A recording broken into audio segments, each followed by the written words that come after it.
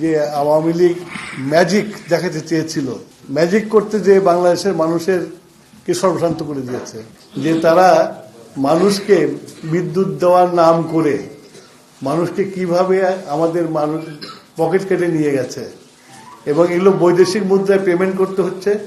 এবং 2027 সালের পর থেকে এদেশে একটা ভয়াবহ ফরেন এক্সচেঞ্জ ক্রাইসিস হবে এবং তার মূল কারণ হবে বিদ্যুৎ। মানুষের জানা উচিত কিভাবে মানুষকে পকেট কেটে বিদ্যুৎ দেওয়ার নাম করেছে এবং আজকে বিদ্যুৎ স্বপ্ন দিতেও দেওয়া যাচ্ছে না, বিকজ অফ জ্বালানি কিনতে পারতেছে না আমরা। এখন আওয়ামী ফ্যাসিস্ট সরকারের বিদ্যুৎ ও জ্বালানি খাতের অনিয়ম, বিদ্যুৎ খাতের কৃত্রিম সংকট। আওয়ামী ফ্যাসিস্ট সরকারের 2009 সালে ক্ষমতা গ্রহণ থেকে বিদ্যুৎ খাতে একটি তীব্র কৃত্রিম সংকট তৈরি করে তাদের উদ্দেশ্য জনগণের মধ্যে ভীতির পরিবেশ সৃষ্টি করে, যাতে তারা সরকারের দুর্নীতির চেহারা দেখতে না পায়। বিদ্যুৎ লুটপাটের অভিযোগ, সরকারের উচ্চ পর্যায়ের লোকজনের বিরুদ্ধে বিদ্যুৎ প্রকল্পের ব্যাপক অনিয়ম ও দুর্নীতির অভিযোগ আছে।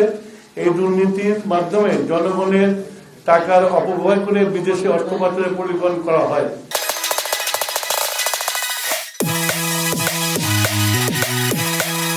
বিদ্যুৎ সংকটের কারণে জনগণ মারাত্মক সমস্যার সম্মুখীন হচ্ছে, যা সরকারের বিরুদ্ধে জনমত তৈরি করতে সহায়তা করেছে। জনগণ সরকারের দায়ী করেছে এবং তাদের দুর্নীতির জন্য যা অর্থনৈতিক সংকট সৃষ্টি করেছে। তারপরে আসছে হলো জ্বালানি খাতের অনিয়ম, জ্বালানি ব্যবস্থাপনার দুর্নীতি। জ্বালানি খাতে আওয়ামী ফ্যাসিস্ট সরকারের বিরুদ্ধে বিভিন্ন ধরনের দুর্নীতির অভিযোগ রয়েছে। এই দুর্নীতির মধ্যে রয়েছে জ্বালানি সরবরাহের ক্ষেত্রে অতিরিক্ত দাম নির্ধারণ, জ্বালানি আমদানি, ঘুষের মাধ্যমে টেন্ডার জেতার অভিযোগ, বিদেশে অর্থ পাচার। সরকার উচ্চপদস্থ কর্মকর্তাদের বিরুদ্ধে অভিযোগ রয়েছে যে তারা জ্বালানি খাতে অনিয়মের মাধ্যমে অর্জিত অর্থ বিদেশে পাচার করেছে। এই পাচারের উদ্দেশ্য হলো অবৈধভাবে অর্থ সঞ্চয় করা। সামাজিক প্রভাব, জ্বালানি খাতে দুর্নীতির অনিয়মের ফলে দেশের সাধারণ মানুষের মধ্যে হতাশা ও বিক্ষোভ বেড়ে গেছে। এই পরিস্থিতি সামাজিক অস্থিরতা সৃষ্টি করছে, যা দেশের অর্থনীতিতে উন্নয়নের নেতিবাচক প্রভাব ফেলেছে। সরকারের পরিকল্পনার লক্ষ্য, অনিয়মের উদ্দেশ্য। আওয়ামী ফ্যাসিস্ট সরকারের লক্ষ্য ছিল বিদ্যুৎ ও জ্বালানি খাতে অনিয়মের মাধ্যমে জনগণের অর্থ লুটপাট করা। তারা কিভাবে বিদেশে অর্থ পাচার করতে পারে সেই পরিকল্পনা তৈরি করেছিল। পাচার কৌশল, সরকার বিভিন্ন কৌশল ব্যবহার করেছে খাতে তারা জ্বালানি খাতে অর্জিত অর্থ বিদেশে পাচার করতে পারে। এই কৌশলের মধ্যে রয়েছে আন্তর্জাতিক বাজারে দাম নিয়ন্ত্রণ, অবৈধ চুক্তি।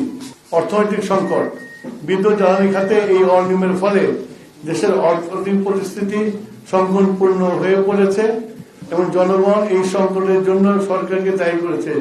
এর বিরুদ্ধে সোচ্চার হচ্ছে। বিদ্যুৎ প্রকল্পগুলি আর্থিক ও সামাজিক প্রভাব।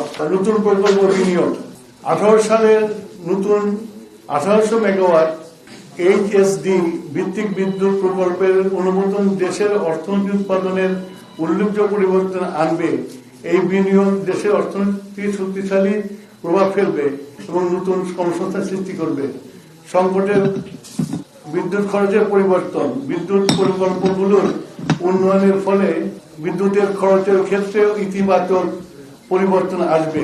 নতুন প্রযুক্তির মাধ্যমে এই উৎপাদন বৃদ্ধি পাবে, যার ফলে গ্রাহকদের বিদ্যুতের দাম কমবে। বিদ্যুৎ সঞ্চালনের ব্যবস্থার উন্নয়ন, বিদ্যুৎ প্রকল্পগুলির আর্থিক প্রভাব শুধু উৎপাদনের মাধ্যমে সীমাবদ্ধ নয়, বরং সঞ্চালনের মাধ্যমে উন্নয়নের গুরুত্বপূর্ণ ভূমিকা রাখবে।